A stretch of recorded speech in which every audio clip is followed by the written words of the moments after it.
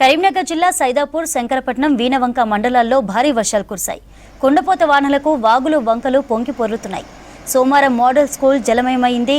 ప్రవాహ ఉధృతికి రాత్రి స్కూల్లోనే విద్యార్థులు చిక్కుకున్నారు. వారిని ఇవాళ ఉదయం బయటకు తీసుకొచ్చారు స్థానికులు. ఇక శంకరపట్నంలో అరకండ్ల వాగు ఉప్పొంగి ప్రవహిస్తోంది.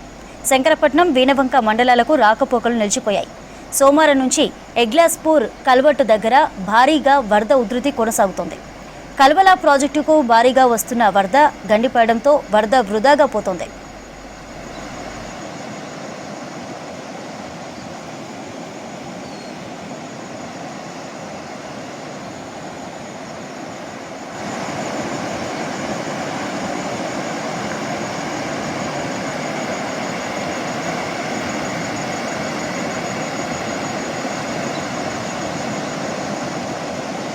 ఇటు పోయేటువంటి దాదాపు 20 గ్రామాల ప్రజలు ప్రతి సంవత్సరం ఇబ్బంది పడుతూనే ఉన్నారు. మేము ప్రతి సంవత్సరం మా గ్రామానికి వచ్చేటువంటి ఎమ్మెల్యేకు పలుమార్లు మేము విన్నపం చేసినప్పటికీ బ్రిడ్జ్ శాంక్షన్ అయిందని చెప్పుకుంటూ దాటేయడం జరిగింది.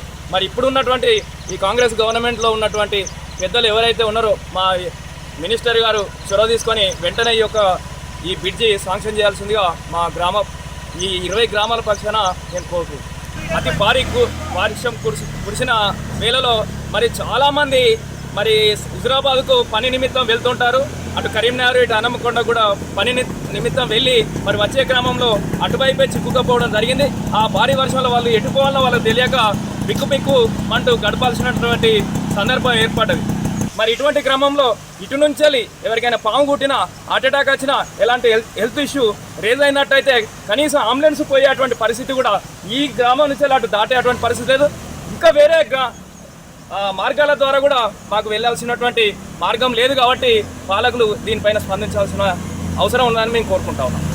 ఇది మాకు తెలిసినప్పటి నుండి గత 30 సంవత్సరాల నుండి ప్రతి సంవత్సరం మత్తడి వాటితోటే రాకపోకలు బంద్ అవుతున్నాయి. కానీ ఎన్నో ప్రభుత్వాలు మారినా కూడా ఇప్పటి వరకు ఇక్కడ పట్టించుకున్నటువంటి నాయకులు లేరు. మేము ఎన్నోసార్లు దీని మీద ధర్నాలు చేసి, రాస్తారోకోలు చేసి మంత్రులకు, ఎమ్మెల్యేలకు వినతి పత్రాలు ఇవ్వడం జరిగింది. ఇచ్చినా కూడా గత ప్రభుత్వ రాజకీయ నాయకులు వారు సంపాదించుకున్నారే మాత్రం తప్ప దీన్ని పట్టించుకునే నాదులు లేడు.